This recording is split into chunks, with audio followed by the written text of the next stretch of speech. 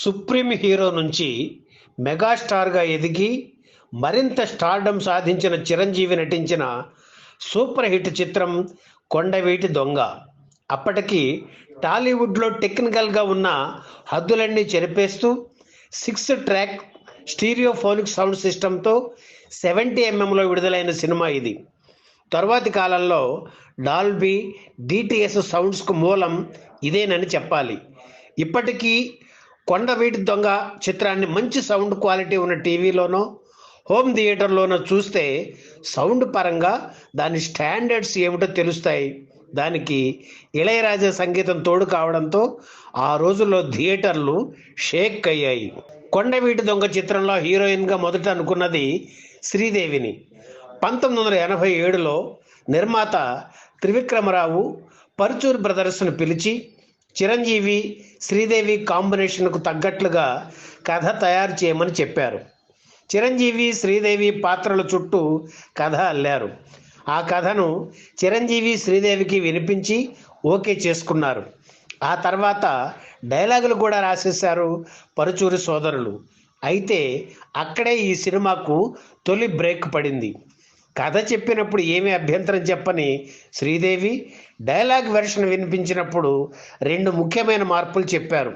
అవేమిటంటే, టైటిల్లో కొండవీటి దొంగ పేరు పక్కనే కొండవీటి రాణి అనో, అందాల రాణి అనో ఉంచాలని చెప్పారు. అలాగే తన పాత్ర అడవిలో హీరో వెంట పడినట్లు కాకుండా హీరోనే తన చుట్టూ తిరిగేలా మార్పులు చేయాలని శ్రీదేవి సూచించారు. ఈ రెండింటికి నిర్మాత త్రివిక్రమరావు ఒప్పుకోకపోవడంతో శ్రీదేవి ఆ చిత్రంలో నటించనని చెప్పేశారు. అప్పుడు హీరోయిన్ పాత్రను 2గా విభజించి విజయశాంతి, రాధలతో చేయించారు. అయితే ఈ సినిమా తర్వాత వచ్చిన జగదేక వీరుడు, అతిలోక సుందరి సినిమా టైటిల్ విషయంలో నిర్మాత అశ్విని దత్ శ్రీదేవి సూచన పాటించి ఆమె డేట్స్ సంపాదించారు. కొండవీటి దొంగ చిత్రంలో శారద, సత్యనారాయణ, రావు గోపాలరావు, మోహన్ బాబు, ప్రసాద్ బాబు, అల్లు రామలింగయ్య, నిర్మలమ్మ, చంద్రమోహన్, శ్రీధర్, రంగనాథ్, చలపతిరావు, నిర్మలమ్మ తదితరులు ఈ చిత్రంలో నటించారు. బాలీవుడ్ నటుడు అమరీష్ పురి ఈ చిత్రంలో కీలక పాత్ర పోషించారు. అప్పట్లోనే ఆయనకు రోజుకి ₹1,00,000 పారితోషికం చెల్లించడం విశేషం. ఇక కొండవీటి దొంగ చిత్రానికి ప్రత్యేక ఆకర్షణ ఇళయరాజా స్వరపరిచిన పాటలు. జీవితమే ఒక ఆట, సాహసమే పూబాట, చెమకు చెమకు చం చుట్టుకో పట్టుకో, శుభలేఖ రాసుకున్న ఎదలో ఎప్పుడో పాటలు ఇప్పటికీ వినిపిస్తూనే ఉన్నాయి. అప్పట్లో ఈ సాంగ్స్కి థియేటర్లో ప్రేక్షకులు పూనకాలు వచ్చినట్లు డ్యాన్స్ చేసేసేవారు.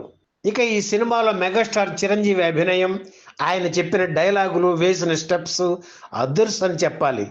ముఖ్యంగా పతాక్ సన్నివేశంలో చొక్కా లేకుండా ట్రైన్లో అమరీష్ పురితో చిరంజీవి చేసిన ట్రైన్ ఫైట్స్ సూపర్బ్.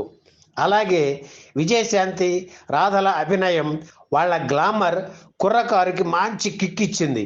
దాదాపు ₹2 కోట్ల బడ్జెట్తో కొండవీటి దొంగ చిత్రం తయారైంది. మద్రాస్, ముదుమలై, పాండిచ్చేరి, కేరళలలో ఈ చిత్రం షూటింగ్ జరిగింది. సరిగ్గా 35 ఏళ్ల క్రితం 1990 మార్చి 9న కొండవీటి దొంగ చిత్రం విడుదలయ్యింది. 76 ప్రింట్స్తో 135 కేంద్రాల్లో విడుదలైన తొలి తెలుగు చిత్రం ఇదే. అంతకుముందు చిరంజీవి నటించిన లంకేశ్వరుడు సినిమా 60 ప్రింట్స్తో రిలీజ్ అయింది. అంటే చిరంజీవి తన రికార్డ్స్ను తనే బద్దలు కొడతారన్నమాట. సంక్రాంతి సందర్భంగా విడుదలైన చిరంజీవి చిత్రాలన్నీ హిట్ అయ్యాయి. 1989 సంక్రాంతికి చిరంజీవి చిత్రం అత్తకు యముడు, అమ్మాయికి మొగుడు విడుదలయ్యింది. అలాగే 1990 సంక్రాంతికి కొండవీటి దొంగ చిత్రాన్ని విడుదల చేయాలని నిర్మాత త్రివిక్రమరావు అనుకున్నారు.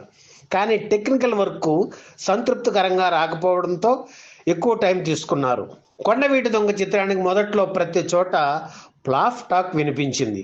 అదొక సినిమానా, ఏం చెబుతాంలేండి అని కొందరు, అంతకుముందు రిలీజ్ అయిన లంకేశ్వరుడు చాలా నయం అని మరికొందరు, అయినా అన్ని రెట్లు పెట్టి కొనడం ఏమిటి, ఈ దెబ్బతో బయ్యర్లు అవుట్ అని ఇంకొందరు కామెంట్స్ చేశారు. ఇలా ఇలా నెగిటివ్ టాక్తో మొదలైన కొండవీటి దొంగ చిత్రం క్రమక్రమంగా కలెక్షన్లు పెంచుకొని మెగాస్టార్ టాప్ గ్రాసర్స్లో ఒకటిగా నిలిచింది.